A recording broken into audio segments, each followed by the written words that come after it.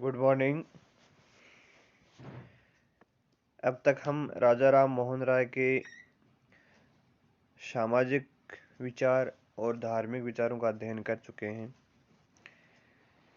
हम आज राजा राम मोहन राय के राजनीतिक विचारों के बारे में चर्चा करने वाले हैं। राजा राम मोहन राय का कार्य क्षेत्र मुख्यतः धार्मिक और सामाजिक जीवन का था, किंतु राजनीतिक संदर्भों से भी कभी उन्होंने अपने आप को पृथक नहीं रखा। उन्हें देश विदेश की और विशेष रूप से भारत और इंग्लैंड की राजनीति में गहरी रुचि थी और यहाँ की राजनीतिक व्यवस्था का उनको समझ थी।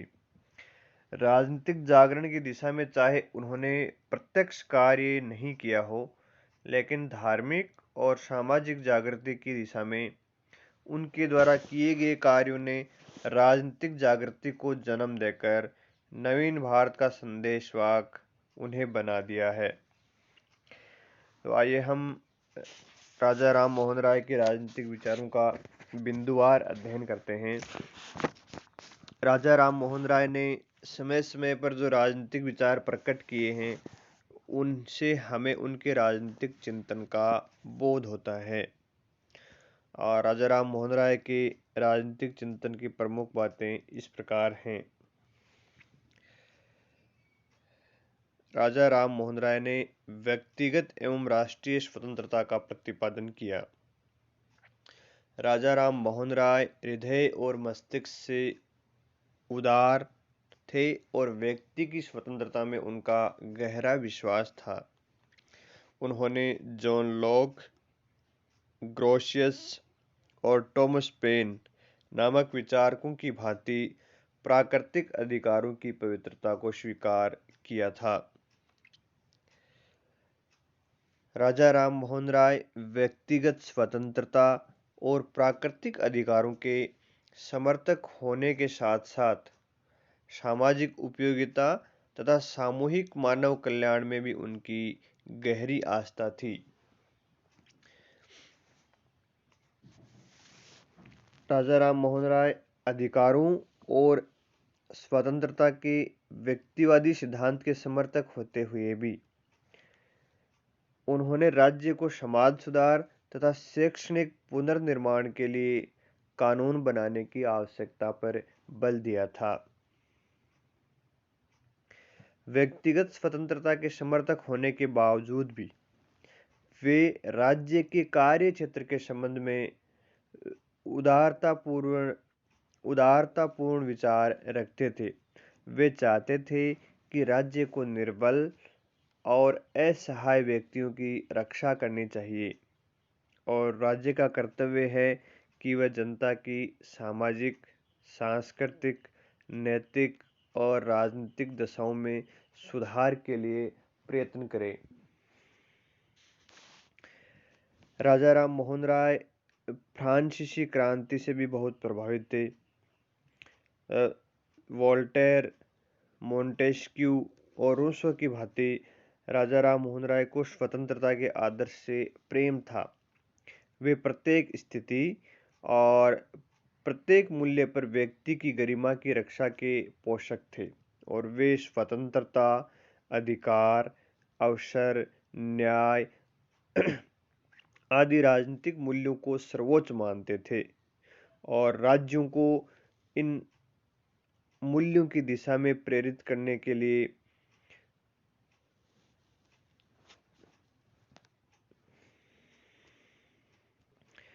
प्रयासरत थे और वे चाहते थे कि किसी भी स्थिति में मनुष्यों को ये मूल्य प्राप्त होने चाहिए और वे व्यक्ति और राज्य दोनों को एक दूसरे का पूरक मानते थे।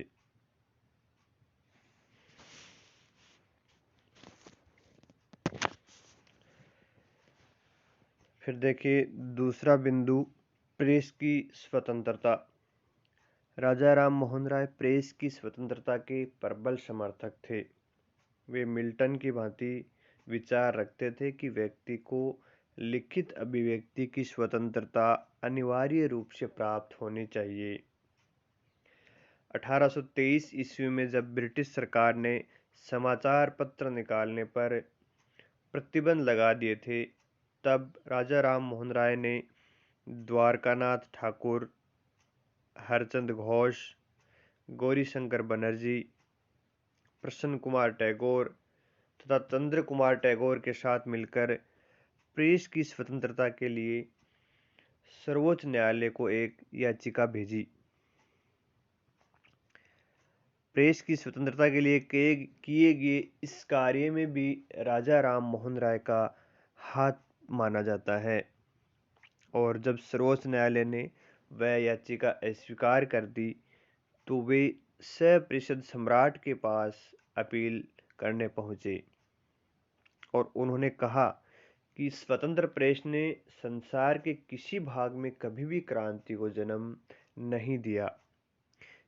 इसके विपरीत जब प्रेस की स्वतंत्रता पर प्रतिबंध लगा दिया गया तो जनता का असंतोष चरम पर पहुंचकर क्रांति को जन्म दे सकता है। और उनका प्रेस की स्वतंत्रता के बारे में एक और विचार था कि विचार और अभिव्यक्ति की स्वतंत्रता जिस समाज को प्राप्त नहीं होती है, वह समाज किसी भी प्रकार की उन्नति के पथ की ओर अग्रसर नहीं हो सकता।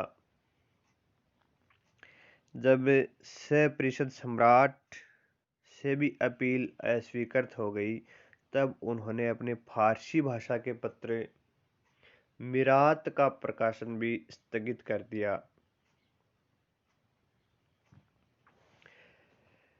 राजा राम मोहन राय पत्रकार भी थे। उन्होंने 1821 में संवाद कौमुदी नामक बंगला पत्रिका तथा मिरात उल अखबार नाम की फारसी पत्रिका का प्रारंभ किया था, और उन्होंने ब्राह्मणिकल मैगजीन नामक पत्रिका का भी प्रारंभ किया था। फिर देखिए न्यायिक व्यवस्था के स्वरूप के बारे में उनके क्या विचार थे। उन्होंने भारत की न्याय व्यवस्था में सुधार की आवश्यकता पर बल दिया था। राजा राम मोहन राय न्यायाधीशों और जूरी की प्रतिष्ठा को बनाए रखने और इस प्रसंग में जातिगत आधार पर भेदभाव के विरोधी थे। 1827 में जब एक जूरी अधिनियम पारित किया गया और इस अधिनियम में जूरी के प्रसंग में जातिगत आधार पर भेदभाव की व्यवस्था की गई कि जब भी किसी ईसाई पर अभियोग चलाया जाएगा तो हिंदू और मुसलमान जूरी में नहीं बैठ सकेंगे। तो 17 अगस्त 1829 को इस अधिनियम के विरुद्ध ब्रिटिश पार्लियामेंट के दोनों सदनों में प्रस्तुत करने के लिए एक याचिका तैयार की गई, और इस कार्य में भी राजा राम मोहन राय का प्रमुख हाथ माना जाता है।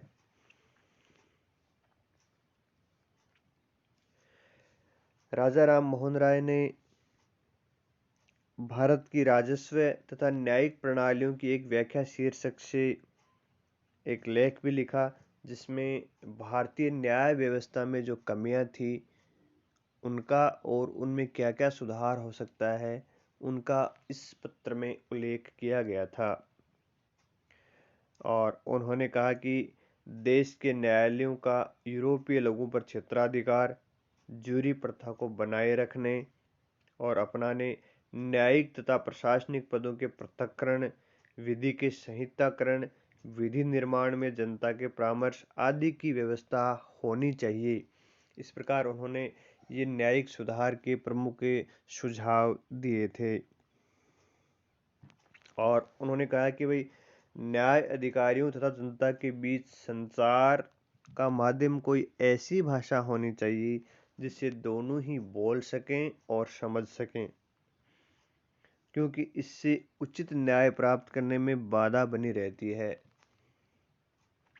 इसके अतिरिक्त उन्होंने न्यायालयों की कार्यवाही की रिपोर्ट को प्रकाशित करने के लिए सार्वजनिक समाचार पत्रों में उन्हें प्रकाशित करवाने के लिए भी प्रयास किया था।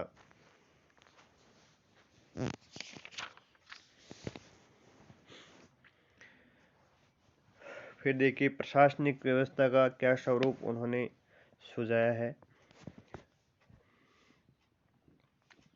राजा राम मोहन राय 1833 ईस्वी में लोक सदन की प्रवर समिति के समक्ष उपस्थित हुए और उन्होंने प्रशासनिक व्यवस्था में कुछ सुधारों की सिफारिश की थी और वे सिफारिशें इस प्रकार हैं।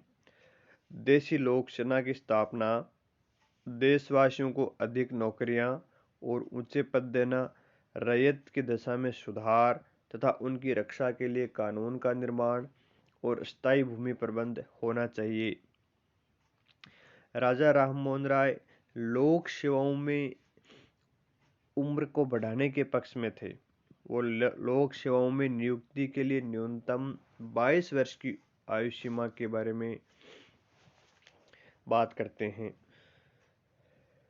और प्रशासनिक व्यवस्था और सेवाओं के प्रसंग में उनका प्रमुख सुझाव ये था कि यदि ब्रिटिश सरकार चाहे कि भारतवासी सरकार के प्रति आस्थावान हों, तो भारतीयों की योग्यता और शिक्षा के अनुसार उन्हें दायित्वपूर्ण पदों पर नियुक्त करना पड़ेगा और देशवासियों को उनकी योग्यता के अनुसार राष्ट्रीय सम्मान भी देना पड़ेगा। फिर देखिए 5वां बिंदु, राजनीति और कानून के माध्यम से समाज सुधार। आप जानते ही हो राजा राममोहन राय एक महान समाज सुधारक माने जाते हैं। वे राजनीति, कानून और समाज सुधार के आपसी संबंध पर बल देते हैं और उनका मानना था कि समाज सुधार के लिए राजनीति और कानून के माध्यम से भी प्रयत्न किए जाने चाहिए और उन्होंने उनके प्रयत्नों से ही लॉर्ड विलियम बेंटिंक के समय सती प्रथा निषेध कानून 1829 ईस्वी में बना था। वे स्त्री पुरुष समानता, नारी उद्धार के समर्थक थे और तत्कालीन भारतीय परिस्थितियों में महिला वर्ग की स्थिति में सुधार की विशेष आवश्यकता भी अनुभव करते थे। और राजा राम मोहन राय धर्मनिरपेक्ष राजनीति के प्रमुख समर्थक थे। फिर छठा बिंदु देखते हैं राजनीतिक विचारों में मानवतावाद और विश्व बंधुत्व पर बल देते हैं। राजा राम मोहन राय महान मानवतावादी थे। वे विश्व नागरिकता के प्रतिपादक तथा विश्व बंधुत्व की धारणा के समर्थक थे। वे समस्त मानव जाति को एक परिवार तथा विभिन्न राष्ट्रों और जातियों को उनकी शाखाएं मानते थे। बेंथम नामक विचारक ने भी राजा राम मोहन राय के सार्वभौमवाद और मानवतावाद की प्रशंसा की थी। राजा राम मोहन राय ने एक ऐसे विश्व संगठन की कल्पना की थी जिसमें दो राष्ट्रों के बीच मतभेद को पंच फैसलों के द्वारा निपटाने के लिए भेजा जा सके।